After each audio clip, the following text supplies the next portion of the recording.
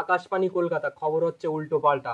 খবর প্রচারিত হচ্ছে আমেরিকা কুত্তাবিলায় লন্ডন থেকে, এবং আমি আছি আপনাদের সাথে মোসাম্মদ খান বাহাদুর টয়লেট খা। দর্শক, খবর শুরুতেই শিরোনাম। আগামীকাল নিকরিপাড়ার এক সাংবাদিক জানিয়েছে, নিকরিপাড়ার এলাকা থেকে একটি যুবতী ছাগল হারিয়ে গেছে।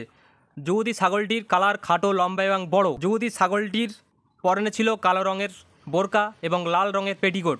ছাগলটির বাপের নাম এমডি পাটা, মায়ের নাম প্রিন্সেস পার্টি খাতুন। ছাগলটির সন্ধান যদি কেউ পেয়ে থাকেন, মাঝের পাড়া খামাকা এন্টারপ্রাইজই জমা দেবেন। যে জমা দেবেন তাহাকে উপযুক্ত শাস্তি দেওয়া হবে। গত পরশু রাজাপুর পাকড়াতলায় এক ঘোড়ার গাড়ির চাকা বাস্ট হয়ে ৬শত মানুষ নিহত, আরও কত মানুষ আহত হয়েছেন। আহতদের জ্যান্ত পুঁতে ফেলা হয়েছে আর নিহতদের বসিরহাট হাসপাতালে ভর্তি করা হয়েছে। চলতি মাসে এদের সুচিকিৎসা দেওয়া হবে বলে জানা যাচ্ছে।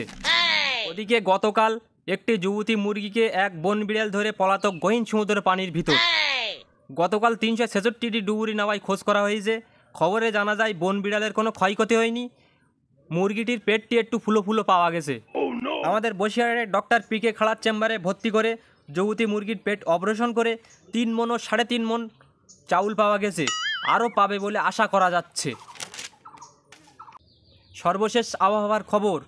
আলিপুর আবহাওয়া দপ্তর জানিয়েছে, আগামী সপ্তাহে বাংলায় কালবৈশাখী ঝড়ের কোনো সম্ভাবনা নেই। তাই অনুমান করা হচ্ছে আগামী সপ্তাহে বাংলায় কালবৈশাখী ঝড় হবে। যারা সমুদ্রে মাছ ধরতে যান তারা তাও যেতে পারেন, কিন্তু যারা ঝড়ে বাগানে আম কুড়োতে যান, প্লিজ আপনাদের অনুরোধ করা হচ্ছে আপনারা গামছা পরে আম কুড়োতে যাবেন না। কেন জানেন? ঝড়ের গতিবেগ বেশি থাকায় গামছার সাথে সাথে আপনার নিজের আমটাও উড়ে যেতে পারে, আঁটি সমেত। No, no, no, no.